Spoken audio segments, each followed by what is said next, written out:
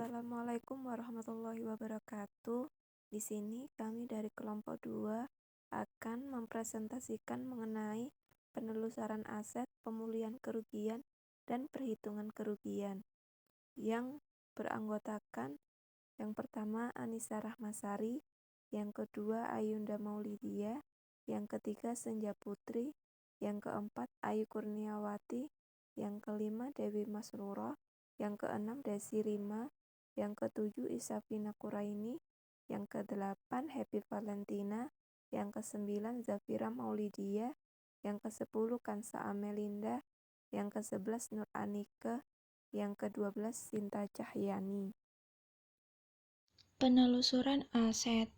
Pengertian penelusuran aset atau aset tracking merupakan suatu teknik yang digunakan oleh seorang investigator atau auditor forensik dengan mengumpulkan dan mengevaluasi bukti-bukti transaksi keuangan dan non-keuangan yang berkaitan dengan aset hasil perbuatan tindak pidana korupsi dan atau tindak pidana pencucian uang yang disembunyikan oleh pelaku untuk diidentifikasi, dihitung jumlahnya, dan selanjutnya agar dapat dilakukan pemblokiran atau pembekuan dan penyitaan untuk pemulihan kerugian akibat pelaku TPK dan atau tindak pidana pencucian uang. Kemudian memperoleh bukti-bukti transaksi keuangan itu dilakukan melalui penggeledahan yang diawali dengan permintaan informasi dan koordinasi dengan pihak terkait yang kompeten. Setelah penggeledahan, menganalisis bukti dan wawancara dengan tersangka, menyita bukti-bukti transaksi dan bukti yang tersimpan dalam perangkat lunak maupun perangkat keras komputer, bahkan bukti-bukti dalam bentuk digitalis. Penelusuran aset dapat dilakukan dengan beberapa cara. Informasi mengenai aset yang disembunyikan dapat diperoleh dari sumber-sumber berikut. 1. Laporan transaksi keuangan yang mencurigakan dan transaksi keuangan tunai yang dikirim penyedia jasa keuangan kepada PPATK. Dari laporan tersebut, didapatkan informasi yang bermanfaat untuk pembekuan rekening, bank, dan penelusuran lebih lanjut dari arus dana berikutnya. Yang kedua, pihak PPATK juga mempunyai jaringan kerjasama dengan lembaga serupa di luar negeri, yang menjadi counterpartnya dan pihak Interpol. Informasi dari dalam dan luar negeri dapat digunakan untuk maksud penelusuran aset sesuai dengan peraturan perundang-undangan tindak pidana pencucian uang. Ketiga, pembocoran informasi dari orang dalam. 4. Pola gaya hidup yang mendadak menjadi kaya. 5. Khusus untuk penyelenggara negara, Keputusan Presiden Nomor 127 Tahun 1999 tentang pembentukan Komisi Pemeriksaan Kekayaan Penyelenggara Negara dan Sekretaris Jenderal Pemeriksaan Kekayaan Penyelenggara Negara. Persengketaan di antara anggota keluarga terkadang berakhir dengan pengungkapan harta yang disembunyikan. Pengungkapan tersebut terjadi ketika anggota keluarga membawa masalahnya ke pengadilan. Contohnya adalah ketika salah seorang petinggi Pertamina mewariskan deposito yang ditempatkan di Bank Sumitomo cabang Singapura. 7. Mengetahui kebiasaan etnik tertentu akan sangat membantu penelusuran aset.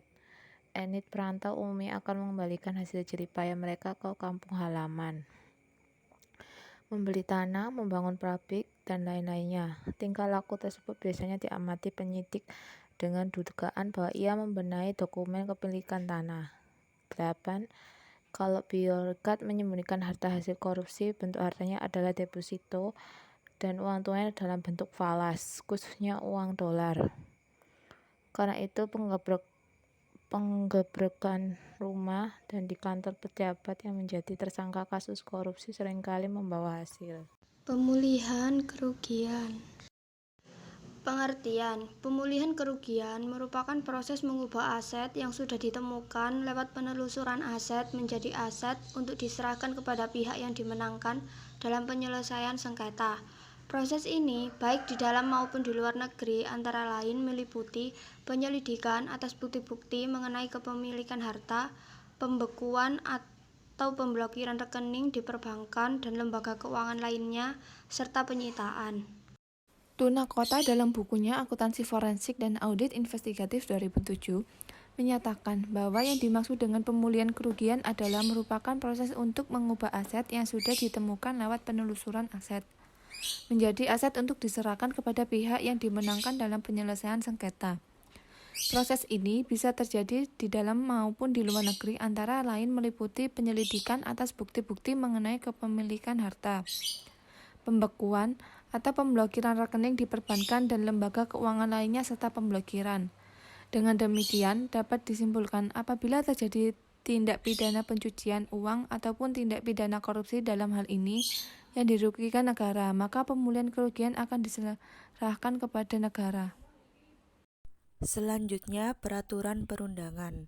Terdapat 3 peraturan perundangan, di antaranya yang pertama, Undang-Undang Nomor 8 Tahun 2010 tentang pencegahan dan pemberantasan tindak pidana pencucian uang.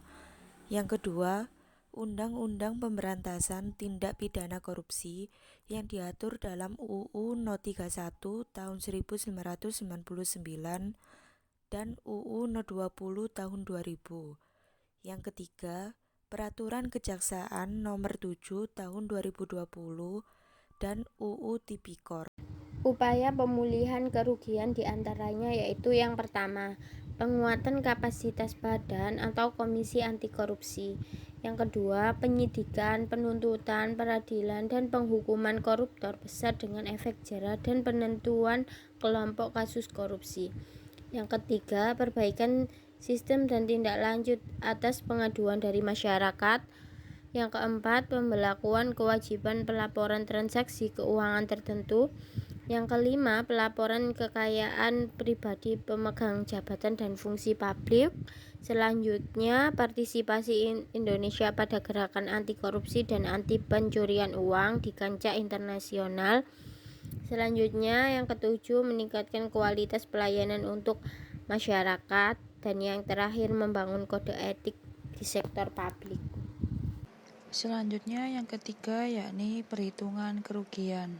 Pengertian UU Nomor 31 Tahun 1999 tentang tindak pidana korupsi. Penjelasan pasal 32 ayat 1 yang dimaksud dengan secara nyata telah ada kerugian keuangan negara adalah kerugian yang sudah dapat dihitung jumlahnya berdasarkan hasil temuan instansi yang berwenang atau angkutan publik yang ditunjuk. UU Nomor 15 Tahun 2006 tentang Badan Pemeriksa Keuangan, Pasal 1 Angka 15, kerugian negara atau daerah adalah kekurangan uang, surat berharga, dan barang yang nyata dan pasti jumlahnya sebagai akibat perbuatan melawan hukum, baik sengaja maupun lalai. Selanjutnya, ada metode yang biasa dipergunakan dalam menghitung besarnya jumlah kerugian keuangan negara. Yang pertama, ada metode total loss atau kerugian total, yaitu jumlah total loss dihitung dari seluruh jumlah uang yang dibayarkan atau dikeluarkan oleh negara karena negara tidak mendapatkan imbalan atau prestasi senilai jumlah pengeluaran tersebut. Metode total loss atau kerugian total dipergunakan untuk menghitung kerugian keuangan negara pada kasus kegiatan fiktif dan barang atau jasa yang sama sekali tidak dapat dipergunakan. Beberapa kondisi ketika metode total loss dapat digunakan. Yang pertama, pada pengadaan barang atau jasa fiktif, ada kegiatan fiktif, honor fiktif atau tidak dibayarkan, atau barang atau jasa yang diterima tidak sesuai. Selanjutnya, yang kedua ada metode net loss atau kerugian bersih. Metode net loss atau kerugian bersih ini dipergunakan apabila dalam kasus pengadaan barang atau jasa terjadi kekurangan volume pekerjaan. Dalam kasus ini, hanya berhak menerima pembayaran sebesar prestasi yang dia berikan kepada negara.